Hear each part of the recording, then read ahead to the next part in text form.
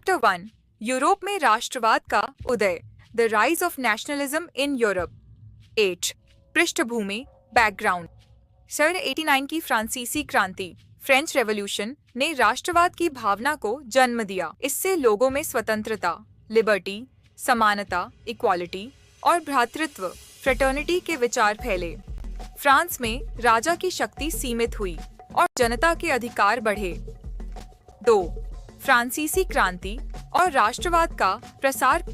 क्रांति के बाद नागरिकों को राष्ट्र का सदस्य माना गया, राजा का नहीं। नए प्रतीक जैसे राष्ट्रीय झंडा, राष्ट्रगान और संविधान बनाए गए। नेपोलियन बोनापार्ट ने कई सुधार किए, एक समान कानून, मुद्रा, वजन माप की प्रणाली। लेकिन बाद में उसकी विजय नीति ने कई देशों में असंतोष फैलाया। 3 यूरोप का नक्शा, बिफोर 19th सेंचुरी। यूरोप कई छोटे छोटे राज्यों में बंटा हुआ था। उदाहरण, जर्मनी और इटली कई हिस्सों में बांटे थे। ऑस्ट्रिया हंगरी साम्राज्य में कई जातियां थीं, जैसे जर्मन, हंगेरियन, चेक, स्लोवाक आदि। 4 कंजर्वेटिव नीति और क्रांति। 1815 में वियना कांग्रेस ऑफ वियना हुई, जिसका नेतृत्व मेटरनिच, ऑस्ट्रिया ने किया। इसका उद्देश्य नेपोलियन के बाद पुरानी राजशाही को फिर से मजबूत करना था। लेकिन 1830 और 1848 की क्रांतियों में जनता ने फिर से स्वतंत्रता और लोकतंत्र की मांग की। इटली का एकीकरण, यूनिफिकेशन ऑफ इटली। इटली 7 राज्यों में बांटा था। मुख्य नेता जुसेप्पे मत्सीनी, यंग इटली आंदोलन के संस्थापक। काउंट कावूर, एकीकृत इटली के प्रधानमंत्री। जुसेप्पे गैरिबाल्डी, उन्होंने सिसिली और नेपल्स को मुक्त कराया। 61 में विक्टर इमैनुएल डू इटली का राजा बना। जर्मनी का एकीकरण, यूनिफिकेशन ऑफ जर्मनी। जर्मनी 29 राज्यों में बांटा था। प्रशा इसका सबसे शक्तिशाली राज्य था।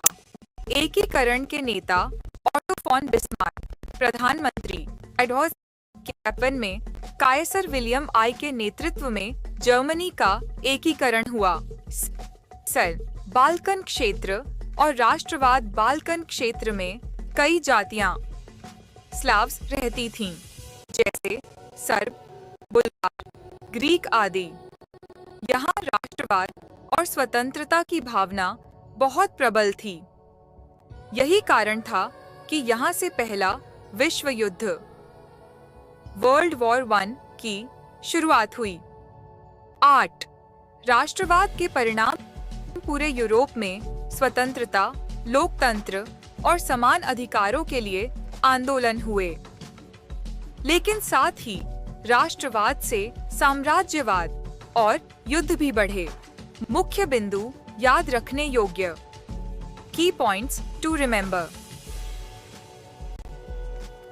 1 फ्रांसीसी क्रांति, राष्ट्रवाद की शुरुआत। नेपोलियन, कानूनों से सुधार लेकिन बाद में असंतोष। वियना कांग्रेस 1815, राजशाही की वापसी। 30 और 1848 की क्रांतियां, लोकतंत्र की मांग। इटली और जर्मनी का एकीकरण, राष्ट्रवाद की जीत। बाल्कन क्षेत्र।